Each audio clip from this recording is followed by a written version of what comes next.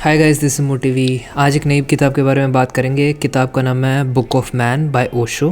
अब इस किताब में ओशो, जो कि एक स्पिरिचुअल गुरु हैं और बहुत पॉपुलर गुरु है, बहुत सारे लोगों की उन्होंने मदद की है और बहुत सारे लोगों को एनलाइटनमेंट तक पहुंचा है। और जिन लोगों को एनलाइटनमेंट तक नहीं पहुंचा है, उन लोगों को अंदर एक सुख का अनुभव करवाया, और उनमें से एक बंदा मैं भी हूँ। इस किताब के बारे में बात करेंगे। अगर आपने ओशो के बारे में नहीं सुना है तो इस बुक को ध्यान से सुनिए और बाद में जाके आप इस बुक को पढ़ भी सकते हैं, ख़रीद भी सकते हैं। मैं हाईली रिकमेंड करूँगा इस किताब को ख़रीदने की। एंड मेरे को तो बहुत अच्छी लगी, और इसमें क्या क्या चीज़ें वो बताते हैं उसके बारे में मैं कुछ चीज़ें आपको बताऊँगा। सारी चीज़ें तो कवर नहीं कर पाऊँगा, पर कोशिश करूँगा कि जो जो इंपॉर्टेंट चीज़ है वो कवर कर लूँ, ताकि आपको भी आइडिया लग जाए इस चीज़ में किस चीज़ के बारे में बात करी गई है। तो वीडियो को एंड तक देखिए। वीडियो पसंद आए तो लाइक करिए, सब्सक्राइब करिए, फॉलो करिए। सबसे पहले चीज़ जो ओशो बोलते हैं वो ये कहते हैं कि मैन क्या है, रोबोटिक हो चुका है। उसको खुद ही नहीं पता है वो क्या कर रहा है, ठीक है। उसको लग रहा है वो एक चीज़ कर रहा है, पर सही में वो कुछ और चीज़ में ही लगा हुआ है। अब सोसाइटी चाहती है वो एक तरीके का हो जाए, पर असली में वो कुछ और बनना चाहता है। इस बीच में उसको कुछ होना चाहिए और वो कुछ हो रहा है, इसके बीच में वो आधा पागल हो जाता है। तो जितनी भी एंग्जाइटी, डिप्रेशन, जितनी भी साइकोसोमैटिक इलनेस होती है, कि जो मेंटल से जो इलनेस प्रोड्यूस हो रही है, वो क्यों होती है? क्योंकि इसी रीज़न की वजह से कि हम अपने आप को रिप्रेस कर रहे हैं, हम अपने आप को वो करने से रोक रहे हैं जो हम करना चाहते हैं, जो होना चाहते हैं, ठीक है। तो हम खुद में अपने आप को नहीं अपना पा रहे हैं, यानी हम जो बनना चाहते हैं वो नहीं बन पा रहे हैं। इस वजह से आधी से ज़्यादा बीमारी हो जाती है, क्योंकि स्ट्रेस हो जाता है, एंग्जाइटी हो जाता है, हमें पता नहीं लगता क्यों हो रहा है। हम दवाई खाते हैं, पर दवाई क्या करता है?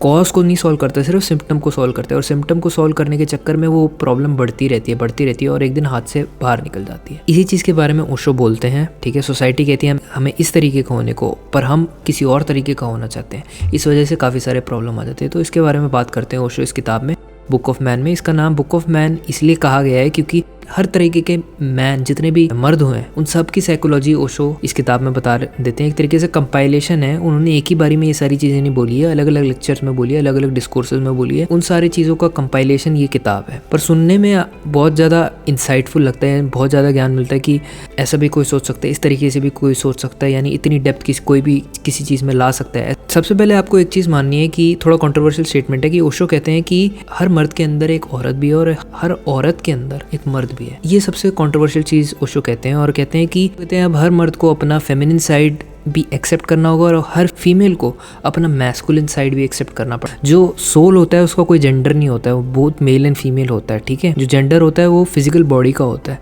तो जब आप अपने खुद की रियलिटी को जानोगे कि आप सोल हो, आप बॉडी नहीं हो, तो आपको रियलाइज़ होगा कि आपके ऊपर ये मेल और फीमेल चीज़ें वैलिडेट नहीं करती हैं, ठीक है। आप एक इंडिविजुअल सोल हो।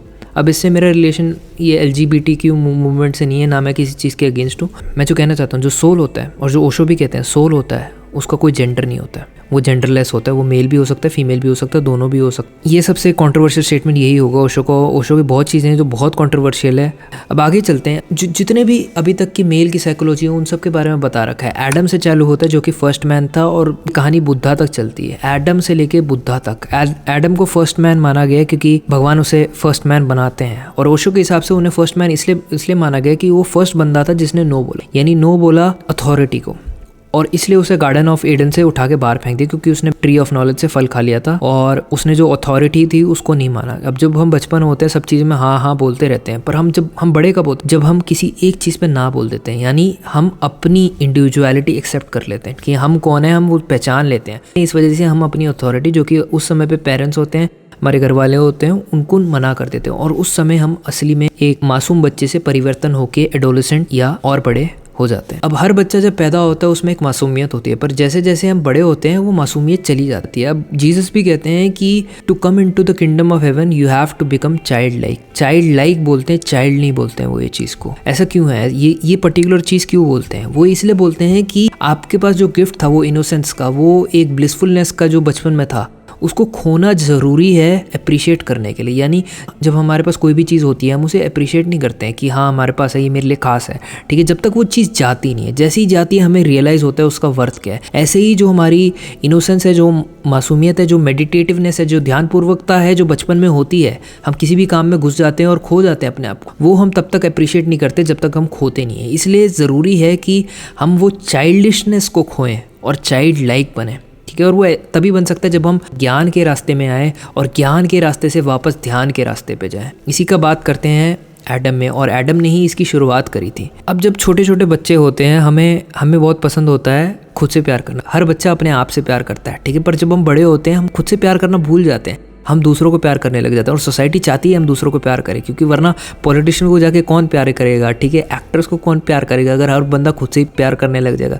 और इसी वजह से आधी से ज़्यादा ज़िंदगी की प्रॉब्लम चालू होती है। लोग खुद से प्यार नहीं करते हैं और बाकी सब चीज़ों से प्यार करते हैं। और ये चीज़ कैसे जाएगी? ये चीज़ सिर्फ ध्यान लगाने से ही जा सकती है। आप ध्यानपूर्वक होगे, अपनी वास्तविकता पहचानोगे, तभी आप खुद से प्यार कर पाओगे, तभी आप खुद को अपना पाओगे। तो ये वास्तविकता अपनानी बहुत ज़रूरी है, और यही रास्ता है सुख का भी। सेकंड साइकोलॉजी जो ओशो एक्सप्लेन करते हैं वो है स्लेव। पूरी सोसाइटी चाहती है आप स्लेव हो जाओ, जॉब में फंसे रहे, तो मतलब सोसाइटी का तो फायदा है, पर आप क्या उससे खुश रह पाओगे? जिंदगी भर जॉब करके क्या आप खुश रह पाओगे? क्या आपकी पोटेंशियल रीच हो पाएगी? आधे लोग तो अपनी पोटेंशियल भी नहीं जान पाते, ठीक है। रीच होने तो बहुत बड़ी बात है। अगर वो जान पाएंगे उनका सही में पोटेंशियल कहाँ है, वो तो एक दिन के लिए तो डिप्रेस ही हो जाएंगे। यार मैं क्या क्या कर सकता हूँ और मैं क्या कर रहा हूँ, क्या है मेरी पोटेंशियल, और मैं क्या कहाँ कोने में बैठा हूँ क्यूबिकल में, ठीक है। तो आधे लोग तो उस चीज़ को पहचान ही नहीं पाते हैं, और कुछ लोग तो डरते हैं पहचानने में कि डिप्रेस हो जाऊँगा, ठीक है, मैं अगर मैं जान लूँगा, तो इस वजह से भी नहीं जान पाते। मतलब लोगों को गुलामी मंजूर है, पर लोगों को राजा बनना मंजूर नहीं है। अपनी खुद की सिक्योरिटी के लिए, एक एवरेज लाइफ के लिए लोगों को गुलामी मंजूर है, पर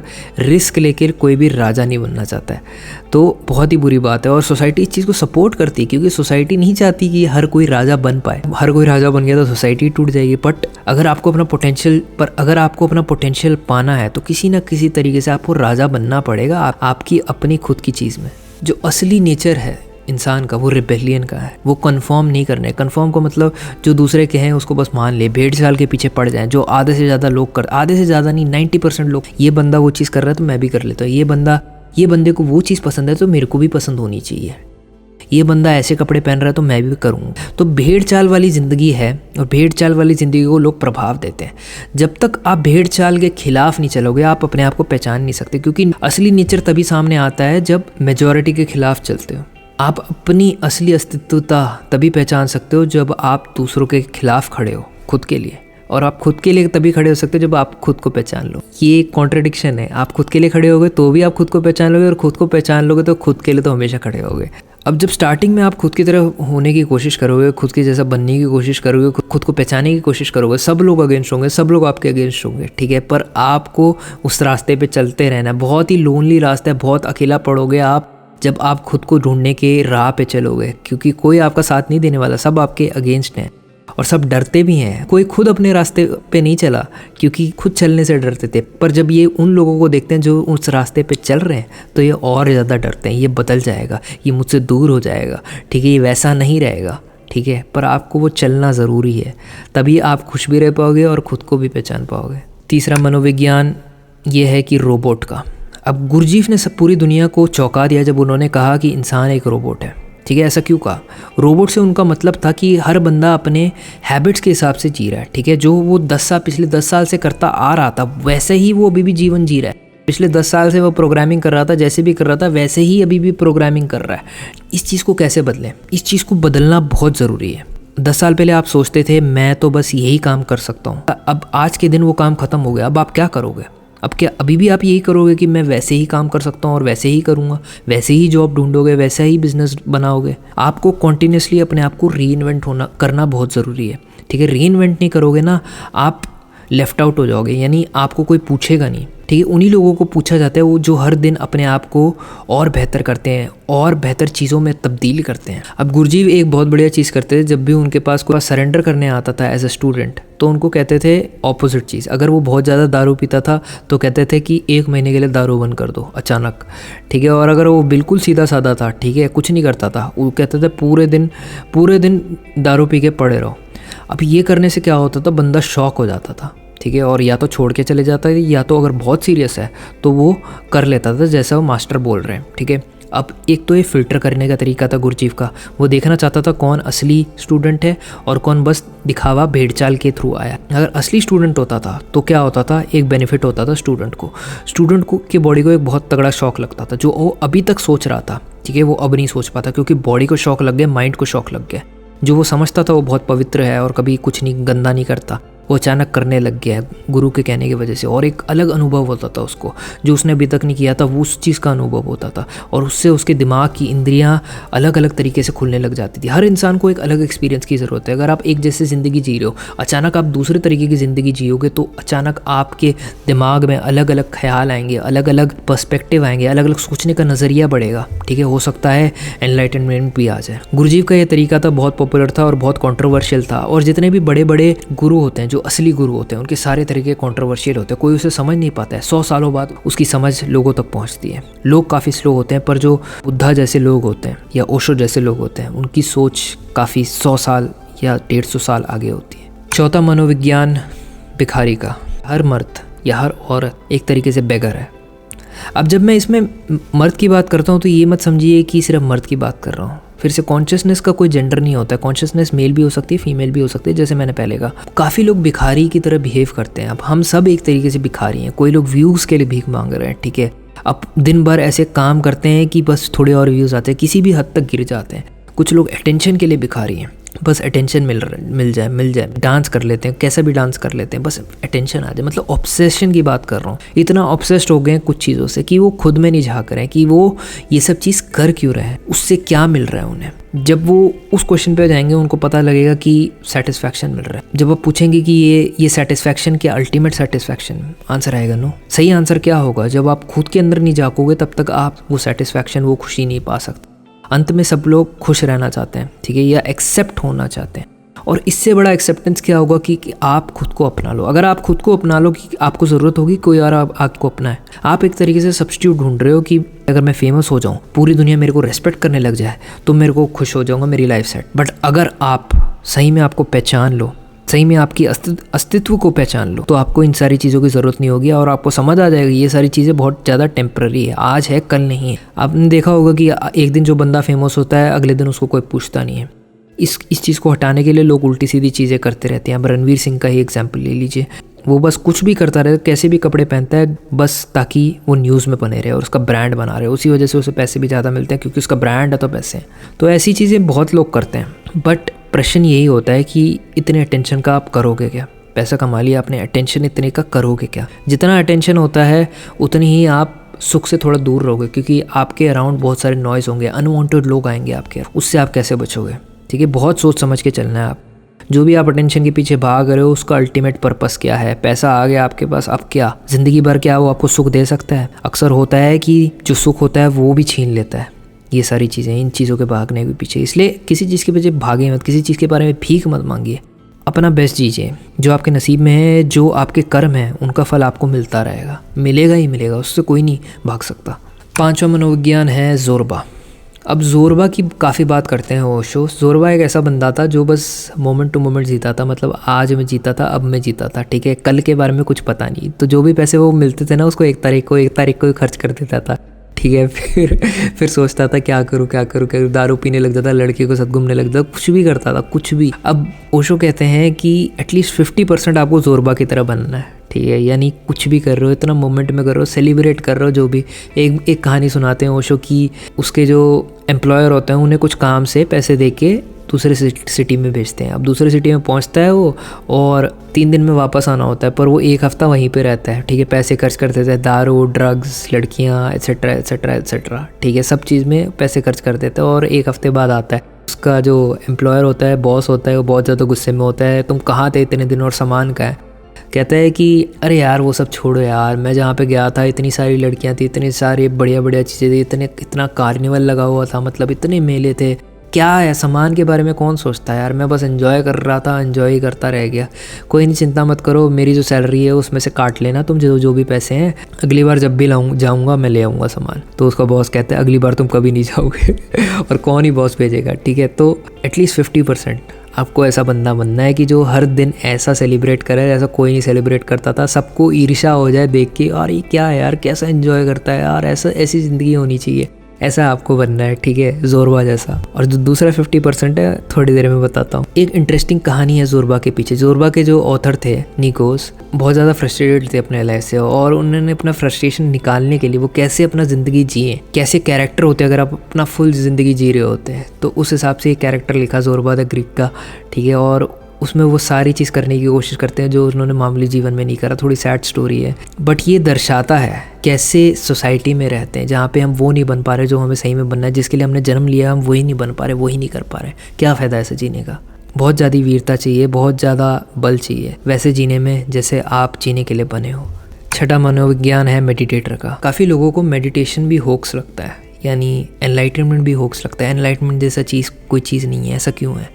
एनलाइटनमेंट ऐसी चीज़ है कि आप 100% प्रैक्टिस भी कर लो ना तो भी गारंटी नहीं आपको मिल पाएगी। तो लोग सोचते हैं कि हो ही नहीं सकता, ये रियल, ये सारा मन का खेल है, ये सारी माया है, ऐसा लग सकता है। जन्मों जन्मों तक लोग ध्यान करते हैं फिर भी मोक्ष की प्राप्ति नहीं होती है, ऐसा क्यों है? अब कोई मामूली लॉजिकल बंदा होगा तो कहेगा मोक्ष जैसी चीज़ कोई होती ही नहीं है, हम जब मरते हैं हम ख़त्म हो जाते हैं, बस बात ख़त्म।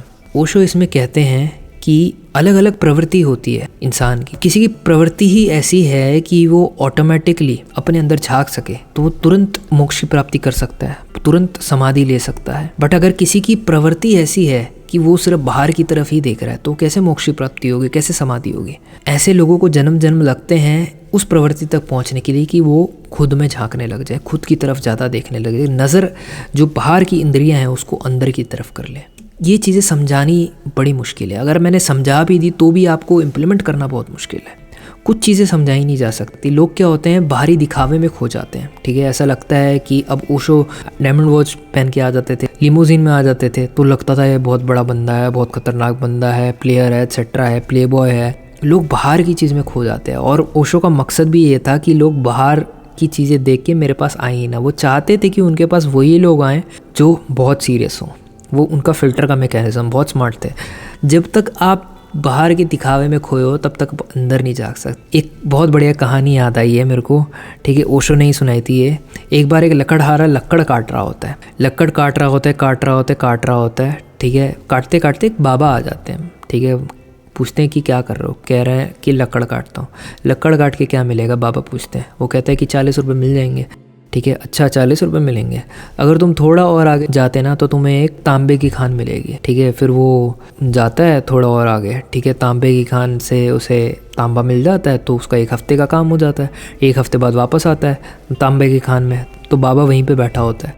बाबा पूछते हैं क्या कर रहे हो? कह रहे हो जो आपने तांबे की खान बताई थी उसी में गया हूँ और तांबा खोदूंगा। ठीक है, तो कहता है कि तांबे से क्या मिलेगा? बस 1 हफ्ते का खाना मिल जाएगा मेरे को, मैं खुशी खुशी सोऊंगा और बीवी का ध्यान रखूंगा। तो बाबा जी बोलते हैं कि अगर तुम थोड़ा और आगे जाते ना तो तुम्हें चांदी की खान मिल जाती। ठीक है, तो वो थोड़ा और आगे चले जाता है। ठीक है, अब थोड़ा और आगे जाके वो खोदने लग जाता है। फिर जो भी होता है खोद के वो घर ले जाता है और उसका 1 महीने का पेट भर जाता है। 1 महीने बाद वापस आता है। तो अब इस बार चांदी के खान में बैठे होते बाबा जी। चांदी की खान में बाबा जी बोलते हैं कि क्या कर रहे हो? ठीक है, चांदी की खान खोदने आए हो जो आपने बताई थी। ठीक है, कहता है कि क्या करोगे इसका? कुछ नहीं, मतलब पेट भर जाएगा मेरा 1 महीने का इससे। ठीक है, तो कहता है अच्छा ऐसा है क्या? अगर तुम थोड़े और आगे जाते ना तो तुम्हें सोने की खान मिल जाती। तो फिर वो सोने की खान में चले जाता है और सोने की खान में जाता है, खोदता है और फिर उसको 1 साल के लिए कुछ करने की ज़रूरत नहीं होती, इतना सोना होता है उसके पास, 1 साल पेट भर जाता है उसका। तो 1 साल बाद वो वापस आता है। ठीक है, और सोने की खान में बाबा बैठे होते हैं। तो बाबा फिर से पूछता है, ठीक है, और वो अपने मन में बैठा हुआ है, अब थोड़ा और आगे जाने के लिए बोलेगा। ठीक है, तो बाबा पूछते क्या कर रहे हो? कह रहे कुछ नहीं, सोना खोदने आया हूँ। कहते कि क्या करोगे? कहता कि कुछ नहीं, सोना खोदूंगा, बेचूंगा और 1 साल के लिए आराम से अपने परिवार का ध्यान रखूंगा। कहते अगर तुम जहाँ पे सोते हो उसी के नीचे खोदते ना तो तुम्हें हीरे की खान मिलती। तो मॉरल ऑफ स्टोरी ये है कि लोग बस बाहर इतनी चीज़ें ढूंढते रहते हैं, वो कभी खुद के अंदर नहीं झांकते। जब वो खुद के अंदर झांकते हैं ना, सही में उन्हें हीरे की खान मिल जाती है। तो खुद के अंदर झांकना बहुत ज़रूरी है, खुद को पहचानना बहुत ज़रूरी है। 7वां इंसान जो जिस तरीके का हो सकता है वो है कि मास्टर का। अब जो वेस्टर्न माइंड है, जो पश्चिम की मानसिकता है, वो इस चीज़ को कभी मान ही नहीं सकते कि एक इंसान किसी और इंसान के पद को छू सकता है। ठीक है, उन्हें लगता है, उनके अंदर एक अहंकार है कि मैं किसी और इंसान के पैर क्यों छूँगा। बट एक शिष्य ही जान सकता है कि अपने गुरु के पैर छूने से कितना आनंद मिल सकता है। अब कोई जितने भी कृष्ण भक्त हैं उनको अगर कृष्ण के पैर की मैल भी छूने को मिल जाए तो वो बहुत खुश होंगे। अगर शिव भक्त हैं, शिव की पैर की मैल मिल जाए तो बहुत खुश होंगे। ये चीज़ें पश्चिम का दिमाग कैसे पहचान सकता है? पश्चिम मतलब वेस्ट, जितना भी यूरोप है, जितना भी अमेरिका है, जितना भी साउथ अमेरिका है, जो ईस्टर्न माइंडसेट से प्रभावित नहीं हुआ है। तो एक गुरु जो होता है, एक मास्टर जो होता है, उसकी एक अलग ही पहचान होती है, उसकी एक अलग ही महक होती है। उसको सिर्फ एक शिष्य ही पहचान सकता है। जब आपको एक असली गुरु मिलेगा तो आपके अंदर से भी आवाज़ आएगी, मैं खुद का सर इसके पद पे रख देता हूँ, ठीक है, मैं इसको अपना गुरु मान लेता हूँ, मैं अभी के अभी अपना अहंकार थूक देता हूँ, मैं अभी के अभी अपना सब कुछ त्याग देता हूँ उसके लिए। जब आप सही में एक असली गुरु के सामने आओगे तो आपके अंदर से ऐसी चीख उठेगी। ये आप पे डिपेंड करता है कि आप उस चीख का क्या करोगे। आखिरी मानसिकता, ज़ोरबा द बुद्धा। मैंने कहा था आपको ज़ोरबा यानी 50%, जो सेकंड 50% है वो है बुद्धा। हर इंसान के अंदर एक बीज है कि वो बुद्धा बन सकता है। ऐसा नहीं है बुद्धा भगवान है, बुद्धा एक ही थे। हर इंसान में ये कैपेबिलिटी है कि बुद्धा बन सकता है। काफ़ी जन्म लग सकते हैं, जैसे मैंने आपको बताया कि आपकी प्रवृत्ति अंदर की तरफ होनी चाहिए, बाहर की तरफ नहीं। बाहर आपको सोना नहीं ढूंढना है, आपको अपने अंदर ही हीरे ढूंढने हैं। तो वो प्रवृत्ति कैसे आएगी? जब तक आप अपने अंदर झाँकोगे नहीं, अपने आप को पहचानोगे नहीं, अपनी खुद की काबिलियत के बारे में जानोगे नहीं। तो बुद्धा जो है वो रूट है, यानी वो अंदर ही अंदर ग्रो कर रहा है, अंदर ही अपने आप को पहचान रहा है। जो ज़ोरबा है वो एक ट्री है जो कि ऊपर की तरफ बढ़ रहा है और फ्लावर कर रहा है, ठीक है। आपको पूरा बाहर की तरफ भी ग्रो करना है, अंदर की तरफ भी ग्रो कर रहा है। और अब ओशो काफ़ी रेवोल्यूशनरी है। वो ये नहीं कहते कि पूरा अंदर ही रहो, सब कुछ त्याग दो ज़िंदगी का। अब वो इतने महंगे महंगे घड़ी क्यों पहन के आ जाते हैं? क्योंकि वो प्रूफ करना चाहते हैं, ठीक है, कि मैं जो बोलता हूँ वो मैं जीता भी हूँ। यानी बाहर की तरफ से भी आपको राजा की तरह रहना है और अंदर की तरफ से भी राजा की तरह रहना है। अब बुद्धा जो थे वो बिल्कुल ऐसे ही रहते थे, ठीक है। चाहे उन्हें बाहर की तरफ काफ़ी कुछ दिखाने की ज़रूरत नहीं थी, पर जो भी उसके सामने आता ना, जितना ही बड़ा सम्राट हो, वो सब कुछ अपनी पूरी पगड़ी ज़मीन पे फेंक देता था। क्योंकि उसकी जो ऑरा थी, बुद्धा की जो ऑरा थी, वो थी ही ऐसे। और ओशो की भी ऑरा ऐसी ही है। ओशो में भी बुद्ध दिख जाते हैं और मेरे को लगता है कभी कभी ओशो ही बुद्ध है। बट जो एंड में आपका गोल है वो ज़ोरबा द बुद्धा का है। यानी आपको ज़ोरबा की तरह एंजॉय करना है पूरी लाइफ, ठीक है। जो है अभी में जीना है, ठीक है। ज़्यादा कल के बारे में नहीं सोचनी, कल क्या करूँगा यार, कल जॉब रहेगी कि नहीं। अभी जॉब जो है उसमें पूरा एंजॉय करना और आपको बुद्धा की तरह रहना है। काम के चक्कर में खुद को नहीं खोना है, ठीक है। रोबोट नहीं बनना है। अपने दिमाग को चैलेंज करना है हर समय, अपने आप को शॉक करते रहना है कि अच्छा कल तक मैं ये करता था, अब मैं इस तरीके से काम करूँगा, ठीक है। कल मैं ऐसा था तो क्या हुआ, आज मैं ऐसा बनूँगा, ठीक है। अपने आप को, अपने दिमाग को, अपनी बॉडी को शॉक करते रहना है कि आप अपनी बॉडी से ना कनेक्ट हो, आप अपने कॉन्शियसनेस के साथ भी नहीं कनेक्ट हो, आप उससे भी ऊपर चले जाओ, ठीक है। जो 4th स्टेज है तुरिया का, वहाँ पर चले जाओ। तुरिया के बारे में बात हम बाद में करेंगे, ठीक है। इस वीडियो के लिए इतना ही। अगर आपको ये मेरा काम पसंद है तो चैनल को सब्सक्राइब करिए, वीडियो को लाइक करिए, फॉलो करिए, फ्रेंड्स एंड फैमिली के साथ शेयर करिए। Bye, peace out.